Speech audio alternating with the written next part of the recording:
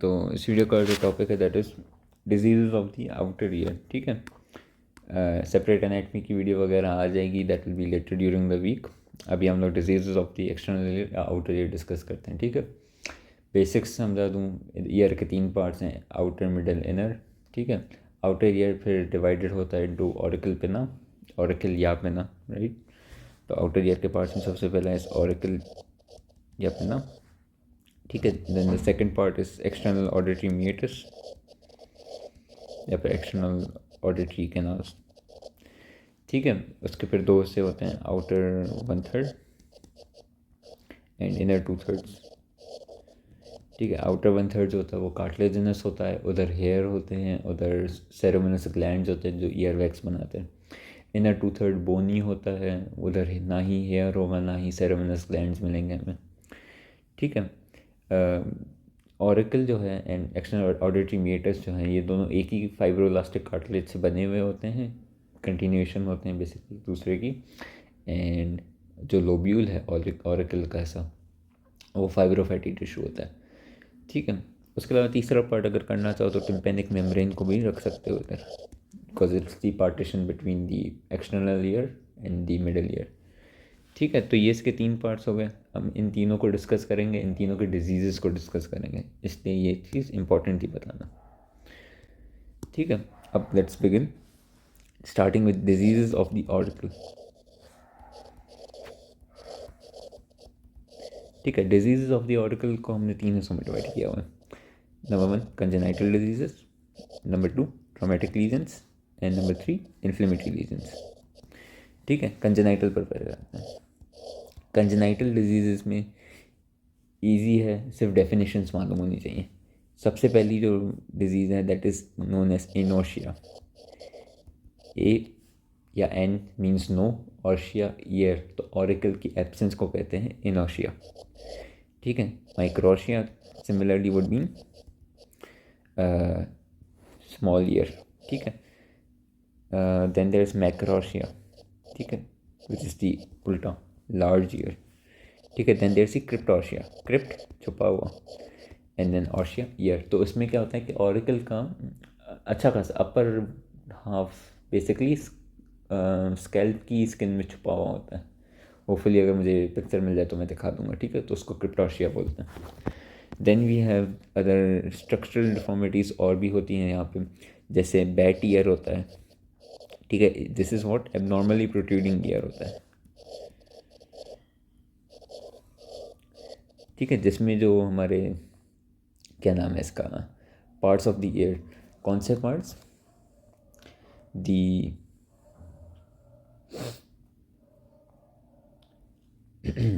The antihelix and scapha are flat. ठीक है, usually ये पार्ट्स कर्व होते हैं लेकिन यहाँ पे ये फ्लैट है। अब एंटी इलिक्स स्केफा क्या है वो एनाटमी में देख लेना, probably I will just put picture as well here.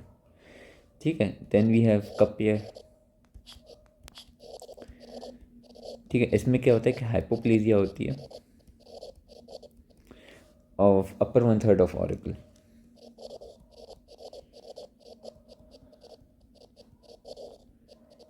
ठीक है, तो उसकी कप लाइक अपीयरेंस होती है, इसको लॉप ईयर भी बोलते हैं, LOP ईयर। ठीक है, तो ये हो गई हमारे पास कंजेनाइटल एनोमलीज। उसके अलावा भी होती हैं, जैसे ऑरिकुलर साइनसेस होते हैं, प्री ऑरिकुलर साइनसेस। ठीक है, इनका रिस्क होता है इन्फेक्शन वगैरह का। एक्सेसरी ऑरिकल भी आ गया ना। ठीक है, कंजेनाइटल एनोमलीज लिखने को हो तो 10 लिख लो।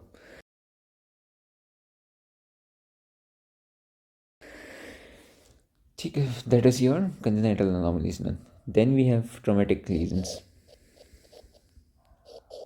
ट्रोमेटिक लीजन्स में सबसे पहला जो ट्रोमेटिक लीजन है which is the important one, that is the auricular haematoma.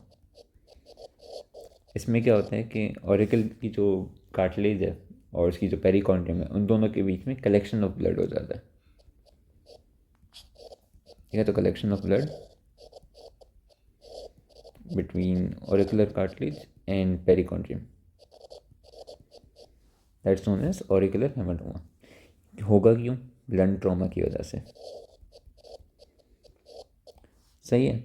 इसके फेट जो हैं वो दो हैं,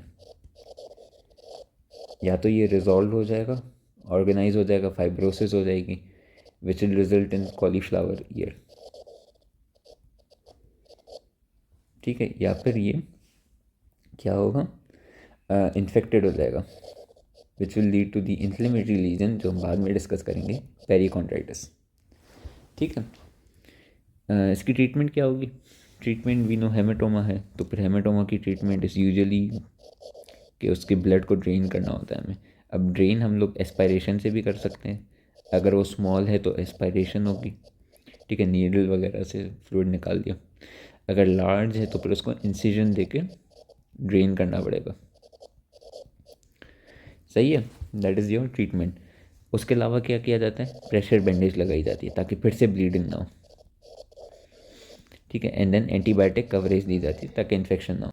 दूसरे ट्रोमेटिक लीजन्स भी होते हैं, जैसे अवल्जन हो गई, लेसरेशन हो गई, वो इतने इंपॉर्टेंट नहीं है, ठीक है। Then we have frostbite, ठीक है। फ्रॉस्ट बाइट मतलब ठंड की वजह से बेसिकली ऑरिकल की डैमेज होता है वो, क्योंकि वहाँ पे ब्लड सप्लाई कम होती है, सुपरफिशियल पार्ट है ना, तो फिर हमारे पास होता ही है कि फ्रॉस्ट बाइट की वजह से फिर डिपेंड करता है जितनी ठंड है उतना ज़्यादा डैमेज होगा, तो फिर it can range from arrhythmia भी हो सकती है, ब्लिस्टर फॉर्मेशन भी हो सकती है, और अगर ज़्यादा हो गया तो फिर नेक्रोसिस भी हो सकती है।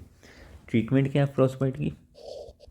दैट इज़ योर उसको हिस्से को वापस से गर्म करना, ठीक है, रीवार्मिंग। अब रीवार्मिंग जो होती है वो हम कैसे करते हैं? कॉटन लेते हैं, उसको 38 to 42 डिग्री सेल्सियस वाले पानी में मॉइस्ट करते हैं, ठीक है, एंड देन उससे फिर बेसिकली हम लोग उसको वापस से गर्म कर रहे होते हैं, तो मॉइस्ट कॉटन प्लेटेट्स, ठीक है, 42 डिग्री सेल्सियस पे गर्म किए हुए, उससे रीवार्मिंग होती है, ठीक है। उसके अलावा एडिशनली सिल्वर नाइट्रेट दिया जाता है, एनाल्जेसिक दिए जाते हैं ताकि पेन कम हो, ठीक है, एंड देन एंटीबायोटिक्स दी जाती है क्योंकि कवरेज हो ताकि इन्फेक्शंस का चांस कम हो, सही है। तो that is your traumatic lesions. Then we have the third part, that is your inflammatory lesions. उसमें हमारे पास एक ही है, that is your perichondritis. Perichondritis क्यों होता है? That is secondary to any injury, ठीक है, ट्रॉमेटिक लीजन्स के बाद होगा। ट्रॉमेटिक लीजन्स के बाद मतलब ऑरिकुलर हेमाटोमा हो गया, उसके बाद हो गया एवल्जन हो गई, उसके बाद हो गया लेसरेशन हो गई, उसके बाद हो गया, ठीक है। उसके अलावा it can also be an extension of any infection in the external auditory canal, फिर वो ज़्यादा फैल गया तो फिर उसने ऑरिकल को भी इन्वॉल्व कर लिया,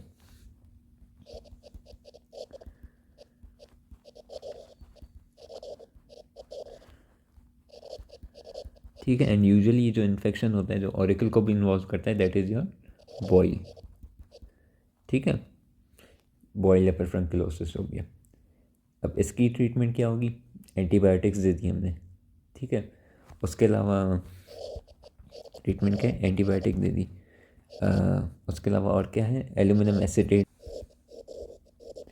ठीक है। इसमें यूजुअली एप्सिस फॉर्मेशन होती है तो एप्सिस को भी ड्रेन करना होता है। इसकी प्रेजेंटेशन वैसे कैसे होगी?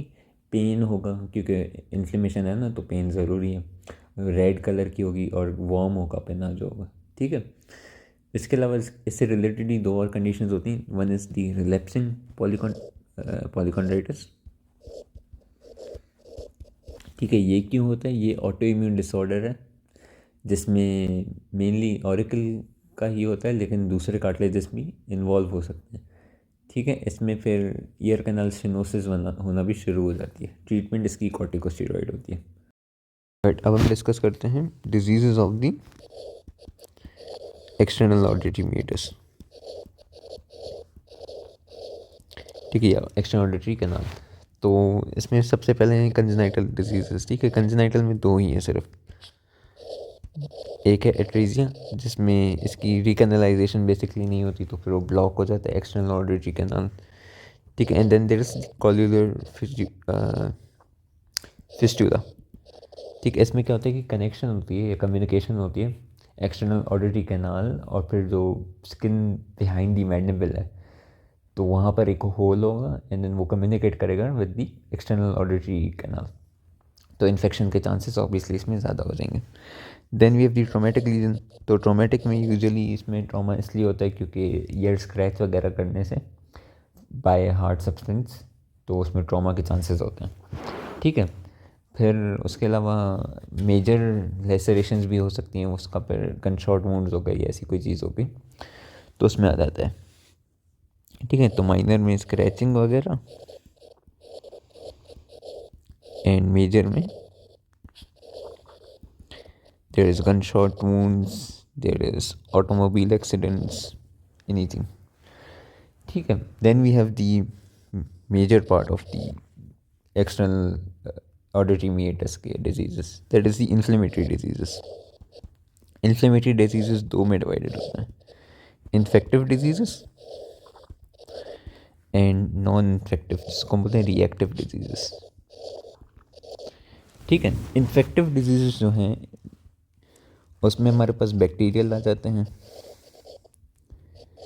उसमें हमारे पास फंगल आ जाते हैं, उसमें हमारे पास वायरल आ जाता है। मेन बैक्टीरियल और फंगल है, वायरल को एक नज़र देख लेंगे, वायरल की ट्रीटमेंट भी नहीं करते हम लोग, उसमें सिम्टोमेटिक ट्रीटमेंट दे देते हैं। तो मेन बैक्टीरियल और फंगल है। ठीक है, रिएक्टिव को फिर मैं बाद में डिस्कस करता हूँ। बैक्टीरियल डिजीज़ में हमारे पास आता है ओटाइटिस मीडिया, ओटाइटिस मीडिया नहीं सॉरी, ओटाइटिस एक्सटर्ना। ठीक है, ओटाइटिस एक्सटर्ना के 3 फॉर्म्स होते हैं, लोकलाइज्ड, डिफ्यूज, मैलिग्नेंट।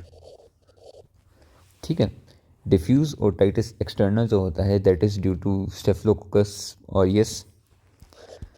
ठीक है, और ये बेसिकली क्या होता है कि जो हेयर फॉलिकल होता है ना, वी नो के the outer 1/3 of the auditory canal, उधर हेयर और सेरेमिनस ग्लैंड्स होते हैं। ठीक है, तो वहाँ पर अगर हेयर फॉलिकल की इन्फेक्शन हो जाए बाय स्टेफ ऑरियस, तो फिर that is known as the localized form of the otitis externa। ठीक है, तो ये इसका कॉज क्या है, स्टेफ ऑरियस। इसमें क्या होता है कि सीवियर पेन और टेंडरनेस होगी।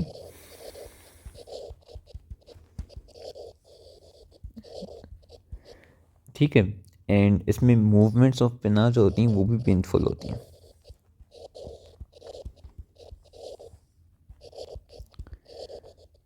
तो जॉ मूवमेंट करने में भी पेन होगा, इवन कान को हाथ लगाने से भी पेन होगा।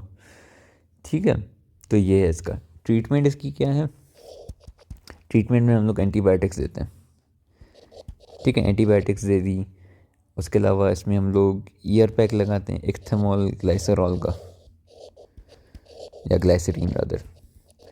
ठीक है, ग्लाइसरीन बेसिकली वो उसमें से मॉइस्चर वगैरह, एडीमा वगैरह कम कर देता है, एडीमा इन्फ्लेमेशन की वजह से हो रहा है। ठीक है, एंड इक्थेमॉल जो है वो बेसिकली एप्सिस वगैरह फॉर्मेशन को रुकवाता है।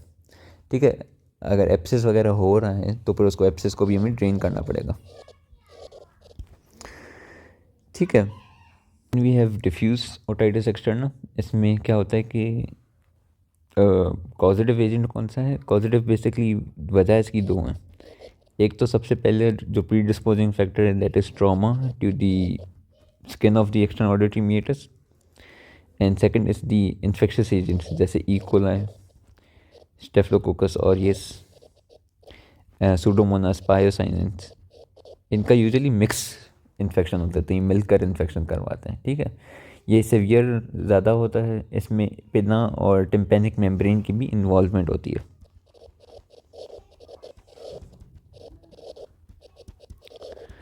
ठीक है, अलॉन्ग साइड दी एक्सटर्नल ऑडिटरी मीटस। तो कुछ केसेस में ये मिडल ईयर को भी इन्वॉल्व कर देगा, या फिर ऐसा कुछ भी कर सकता है ये। ठीक है, क्लिनिकली इसके 2 फेजेस होते हैं, acute phase and chronic phase.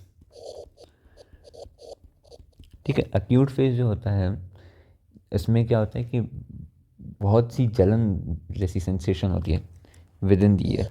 ठीक है, हॉट बर्निंग सेंसेशन।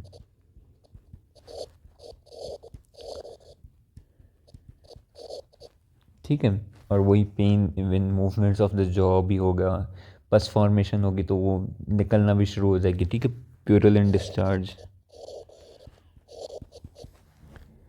सही है, उसके अलावा मीटल स्वेलिंग भी होगी जिसकी वजह से कंडक्टिव हियरिंग लॉस हो सकता है, और इवन अगर ज़्यादा सीवियर हो जाए तो मीटल स्टेनोसिस भी हो सकती है।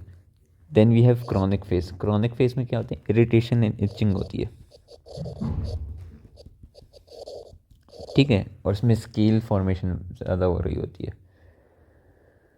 उसके अलावा मीटल स्किन थिक हो जाती है, और इसमें मीटल स्टेनोसिस ऑब्वियसली उसके भी चांसेस होते हैं, ठीक है। अब ट्रीटमेंट पर आ जाते हैं इसकी। तो ट्रीटमेंट पर हमारे पास अब ऑनवर्ड्स जब भी ट्रीटमेंट होगी ना, तो एक टर्म आएगा year toilet. Year toilet is the most important part of the treatment. जो बेसिकली उसमें क्या होता है कि कान में से जो भी कन कचरा है ना, वो हम लोग निकाल रहे होते हैं। डिब्री हो गया या फिर पस फॉर्मेशन हो गई, ये सारी चीज़ें निकालना को कहते हैं ईयर टॉयलेट। इसमें फिर सक्शन आ सकते हैं या नॉर्मल सलाइन से वॉशिंग करते हैं, ये सारी चीज़ें, ठीक है। तो ट्रीटमेंट का सबसे पहला क्या है, year toilet, removal of the debris. फिर उसके डिफरेंट मेथड्स हैं, सक्शन क्लियरेंस या irrigation with the normal saline, ये सारी चीज़ें। उसके अलावा हम लोग मेडिकेटेड विक्स भी लगाते हैं, जिसमें हमारे पास अक्सर सोडियम नाइट्रेट सिल्वर नाइट्रेट है, एल्यूमिनियम एसिटेट है, ठीक है। इन्फेक्शन है तो एंटीबायोटिक्स भी देंगे, एंड पेन है तो एनाल्जेसिक भी देंगे, ठीक है। ये अक्सर हम लोग एक्यूट में करेंगे। क्रॉनिक वाले में हमें क्या करना है, क्रॉनिक में इचिंग हो रही है, ड्राइनेस हो रही है ना, तो हमें इन दोनों चीज़ों को सही करना है। उसके लिए हम लोग इथामोल ग्लाइसरॉल देते हैं अक्सर, ठीक है। और अगर इचिंग हो रही है तो फिर उसको कॉर्टिकोस्टेरॉइड दे दिए, and then antibiotic coverage obviously क्योंकि इन्फेक्शियस है, ठीक है। तो that is your diffuse form. Then we have the malignant form. Malignant इसलिए होता है क्योंकि ये नेक्रोसिस करवा रहा होता है। This is usually found in diabetic patients, और this is cause by pseudomonas aeruginosa, ठीक है। इसमें हमारे पास ग्रेनुलेशंस भी हो रही होती हैं। क्लिनिकल फीचर्स क्या हैं इसके, एक तो बहुत पेनफुल है, दूसरा ग्रेनुलेशन फॉर्मेशन इन दी ईयर कैनाल, ठीक है। Third of all obviously necrosis of the cartilage वगैरह, और ये स्प्रेड भी होगा, तो ये बेसिकली क्रेनियल नर्व को भी इन्वॉल्व कर सकता है, फेशियल पाल्सी वगैरह भी करवाता है ये, ठीक है। एंड देन ये इवन क्रेनियल कैविटी को भी इन्वॉल्व कर लेता है। डायग्नोसिस इसकी क्या होती है, डायग्नोसिस अगर डायबिटिक पेशेंट है जिसको पेन है इन दी ईयर, एंड देन ईयर में आप ग्रेनुलेशन टिश्यू देख रहे हो, तो दैट इज़ बेसिकली कि इसको यही है, ठीक है। मैलिग्नेंट ओटाइटिस एक्सटर्ना या फिर नेक्रोटाइजिंग ओटाइटिस एक्सटर्ना है। ट्रीटमेंट क्या है इसकी, यहाँ पे रखता हूँ। एक तो कंट्रोल करो डायबिटीज़ को, दूसरा क्या है एंटीबायोटिक्स, ठीक है। तीसरा क्या है, ईयर टॉयलेट वगैरह,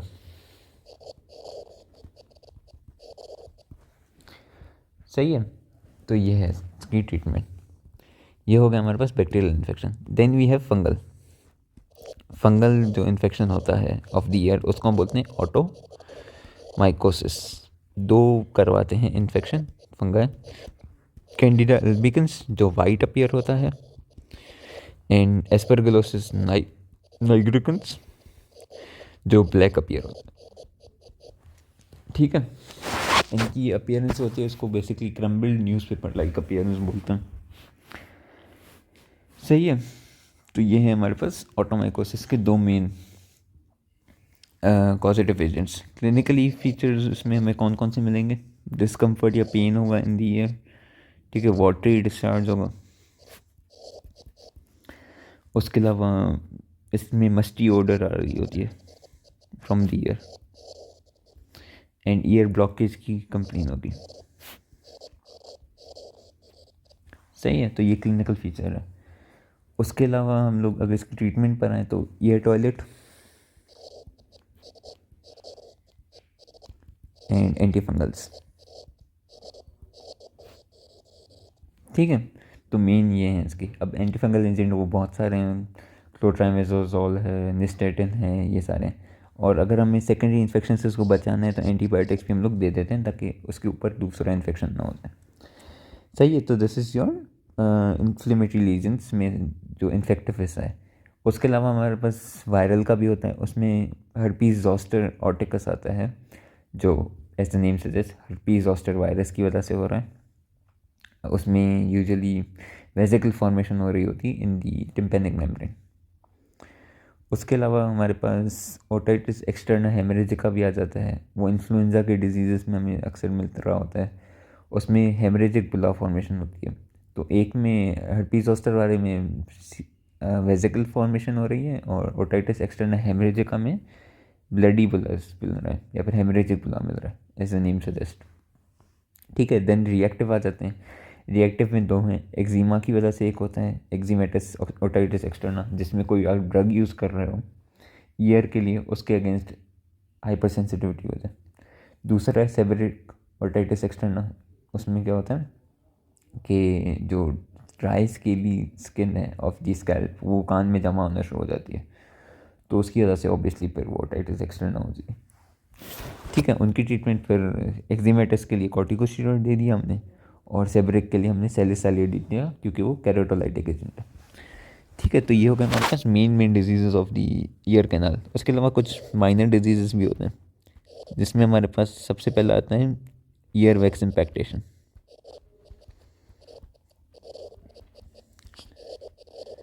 ठीक है, ईयर वैक्स इम्पैक्टेशन में क्या होता है कि ईयर वैक्स यूजुअली नॉर्मली होता है, लेकिन अगर वो जमा होना शुरू हो जाए तो फिर मसला कर लेगा, कंडक्टिव डिसनेस करवा लेगा। ठीक है, इसमें हमारे पास कंप्लेन क्या क्या होगी, ब्लॉक्ड ईयर की।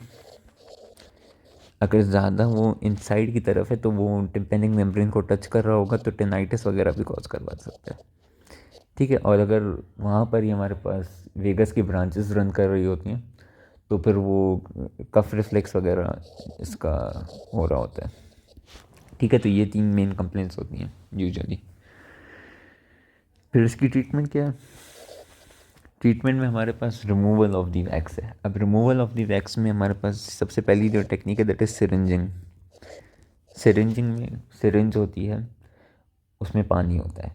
ठीक है, बंदे को पोजीशन में सेट करते हैं, उसकी एक स्पेसिफिक पोजीशन है, और उसके आगे बेसिकली किडनी ट्रे वगैरह रखते हैं ताकि जो भी पानी गिरे उसमें गिरे। सिरिंज से पानी बेसिकली जाएगा कान के अंदर। ठीक है, एंड देन फंक्शन पानी का क्या होगा कि वो वैक्स को बाहर की तरफ पुश करे। तो हम सिरिंज से बेसिकली पानी डालेंगे एंड देन फिर वो वैक्स बाहर आएगी। वैक्स बाहर आई तो फिर हो गया काम। ठीक है, एक तो मेथड सिरिंजिंग से हमने वैक्स बाहर निकाली। दूसरा हम लोग मैनुअल इंस्ट्रूमेंट से भी हम लोग उसको कर सकते हैं, वैक्स को निकाल सकते हैं।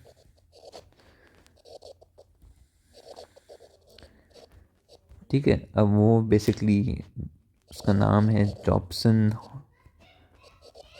Horn probe. ठीक है, ये बेसिकली वैक्स के रिमूवल के लिए इंस्ट्रूमेंट यूज़ होता है। कभी कभी क्या होता है कि वैक्स सख्त हो जाता है तो फिर उसके लिए हम लोग हाइड्रोजन पेरोक्साइड या ग्लिसरिन या पैराफिन ये चीज़ें यूज़ कर रहे होते हैं। ठीक है, ग्लिसरिन और सोडियम बाइकार्बोनेट का mixture that is like the first line. Hydrogen peroxide वगैरह वो सेकंड लाइन है बेसिकली। तो सबसे पहले ग्लिसरिन और वो बताना, सोडियम बाइकार्बोनेट।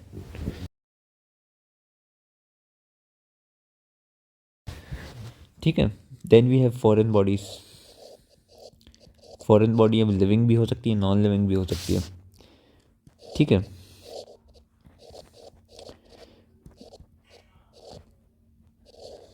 ठीक है, नॉन लिविंग का तो खैर उसको तो हम फोर्सेप्स से निकाल देंगे, या फिर उसको हम किसी सिरिंजिंग से भी निकाल सकते हैं, सक्शन से भी निकाल सकते हैं। ठीक है, या फिर सर्जिकल प्रोसीजर तो नहीं, लाइक माइक्रोस्कोपिक रिमूवल होता है, तो ऐसे रिमूव कर सकते हैं। लिविंग में हमें क्या करना है, पहले उस लिविंग को मारना है, जैसे कॉकरोच हो गया या वो हो गया, उनको पहले मारना है। क्लोरोफोम ऑयल होता है जो मेनली यूज़ करते हैं। उसके अलावा आई थिंक नॉर्मल सलाइन वगैरह ऐसी भी चीज़ें होती हैं जो यूज़ की जाती हैं। ठीक है, देन फिर उसको रिमूव किया जाता है बाय दी मेथड जो हमें मालूम है, फोर्स सिरिंजिंग, सक्शन, ये सारी चीज़ें। राइट, अब हम लोग डिस्कस करते हैं disease of the tympanic membrane को। ठीक है, टिम्पेनिक मेम्ब्रेन की डिजीज़ में सबसे पहला है डिट्रैक्टेड टिम्पेनिक मेम्ब्रेन। ठीक है, इसमें क्या होता है कि जो मिडिल ईयर है उसमें अक्सर प्रेशर होता है। ठीक है, अब उसका जो प्रेशर है अगर वो यूस्टेशन ट्यूब के ब्लॉकेज की वजह से नेगेटिव में चला जाए, उस वजह से जो टिम्पेनिक मेम्ब्रेन है वो बेसिकली रिट्रैक्ट हो जाती है, तो उसको हम बोलते हैं रिट्रैक्टेड टिम्पेनिक मेम्ब्रेन। ठीक है, सेकंड इज मायरेंजाइटिस बुलोसा। ये होता है माइकोप्लाज्मा निमोनिया की वजह से। इसमें क्या होते हैं, बुला फॉर्मेशन होती है within the tympanic membrane. ठीक है, then we have herpes zoster oticus, जो हर्पीज ज़ोस्टर की वजह से होता है, इसमें वेजिकल फॉर्मेशन होगी। ठीक है, उसके अलावा we have rupture and perforation. ठीक है, रप्चर ट्रॉमेटिक होती है, perforation usually is due to otitis media. ठीक है, वो प्रेशर बिल्ड हो के उसको फाड़ देता है। Then we have टिम्पेनोस्क्लेरोसिस।